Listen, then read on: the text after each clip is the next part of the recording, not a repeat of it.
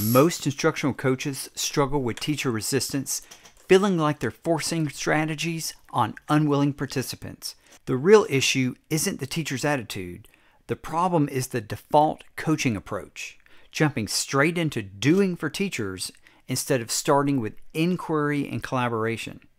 Too often, this bypasses trust and ownership, which are key to real change in the classroom. Hi, I'm John with the Teaming Edge, and I teach this system to coaches across the country, and it's a proven framework for helping teachers implement strategies effectively while building trust and ownership. Today, I'm sharing the EDGE method. It's a 4-step protocol that sets teachers up for success before the next classroom observation. I've worked with several coaches and I hear this a lot. The principal tells me I need to get into classrooms and model best practices, but the teachers seem resistant. This is the modeling first trap. 3 reasons it fails. It strips autonomy. When we take over, we're saying, I know better. Autonomy is a core human need. This immediate invasion destroys trust and results in resistance, not receptiveness. Number 2, disempower credibility. Imagine someone coming to your workplace and showing up in front of your clients. Teachers lose credibility in front of their students. Number 3, ignores context. So let's say that you want to go in and model the perfect lesson in front of the teacher that you're coaching, but it completely flops because there's so much context that you're missing about that teacher's class and her students. So now the teacher has lost credibility in you as a coach and doesn't believe that this best practice will work with her kids. When the fact is, you are missing important context to incorporate into that modeling. In this book by Joyce and Shower's Student Achievement Through Staff Development, their research found that modeling alone resulted in 0% transfer into teachers' own practice. But when all elements of the EDGE framework were used, that's exploring, designing, guiding, and engaging, transfer jumped to 95%. They refer to this collaborative approach as peer coaching. That's emphasizing a partnership where teachers solve problems together, plan collaboratively, and master new skills. So as a coach, you're taking on a partnership approach. The EDGE method continuum. So EDGE stands for explore, design, guide, and engage. It's a continuum of support and, crucially, a continuum of psychological safety. You always start at the least invasive step and only move to the right when trust is high enough. E is for explore. This is the least invasive. Start with inquiry. So always start here, inquiry first. Ask, what does the student data tell us? This is the lowest risk step because we're not criticizing the teacher, we're looking at student actions and outcomes. Focusing here helps teachers connect to a real purpose, improving learning for students. For example, I worked with a teacher earlier this week who watched a short video of her lesson. She noticed that student engagement wasn't where she wanted it to be. So together we looked at the transcript and had AI do a little analysis, and what she realized was that she was calling on students who raised their hands. From that insight, she came up with a simple change herself, adding turn and talk followed by cold call to involve more students. Because she discovered the solution on her own, she felt ownership and understood exactly how her actions would impact student learning. Next, we have D for design. It's minimally invasive. This is where we co-create solutions together, design together, co-plan lessons together. Teachers often say that this is the most valuable time that they spend with their coaches.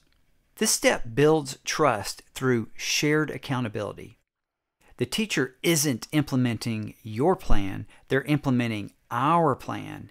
Using the same example as earlier, I worked with a teacher last week and we co-planned that lesson where she planned a turn and talk followed by cold call.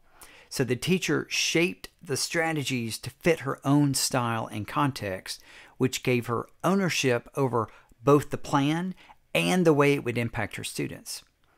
G for guide. This is moderately invasive. This is where we practice in safe spaces. So practice without students first.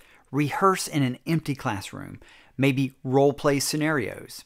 This step is safe because failure has no audience. Example, I often work with instructional coaches and even administrators, and we might do some role playing of a coaching conversation so that they feel fully prepared.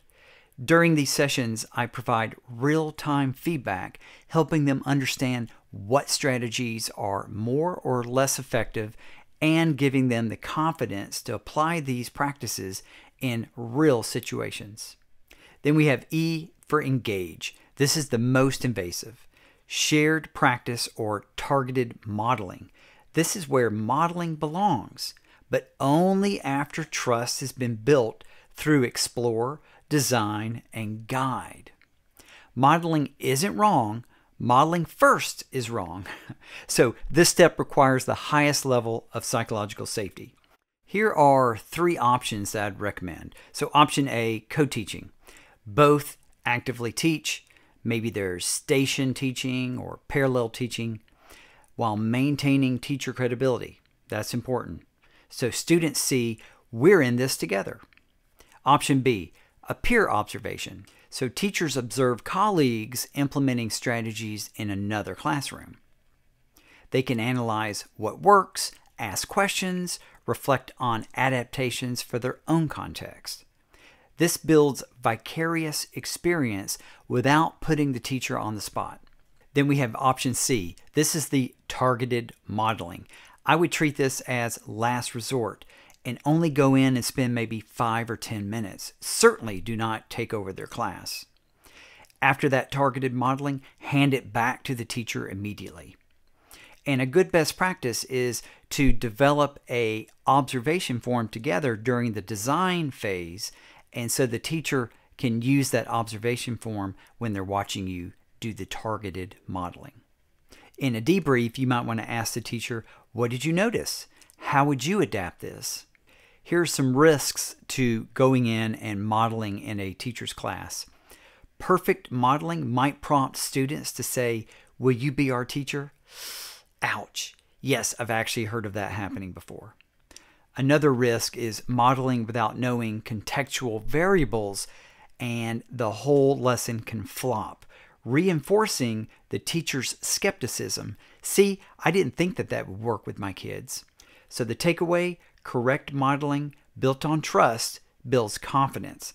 Modeling first destroys it. Here's the game changer. When teachers use EDGE framework together, you build collective efficacy. That's the shared belief that we can help those students succeed. Research shows that this matters more than almost anything else. Hattie's meta-analyses shows that collective efficacy has an effect size of 1.32. That's the highest impact on student achievement, higher than student engagement, and it's 3 times more powerful than socioeconomic status. All right, here are your next steps. Stop modeling first. Start at the edge with explore. Reflect back or even track which edge level you're using. Notice if you tend to jump ahead and go to modeling. Here are some red flags to avoid. Principal pressure to get in and model. You could share this framework to help communicate to the principal best practice in coaching. Jumping to solutions before exploring the problem. Creating dependent learners who always need you. You're trying to build capacity. Focusing on teacher compliance over student impact. Here's what success looks like. Teachers self-identifying problems from data. Teachers adapting strategies to their unique context. Teachers begin teaching other teachers. And collective problem solving in teams. Remember, start at the edge with explore. Only move towards engage when absolutely necessary. You are building teacher expertise, not teacher dependency. Hey, download the free method reference guide. I'll link it in the description below. It includes a continuum, 4 steps with examples, and a coaching conversation planner. Comment below, which of the levels of EDGE have you found had the greatest impact on teaching and learning? Your teachers don't need you to be their hero.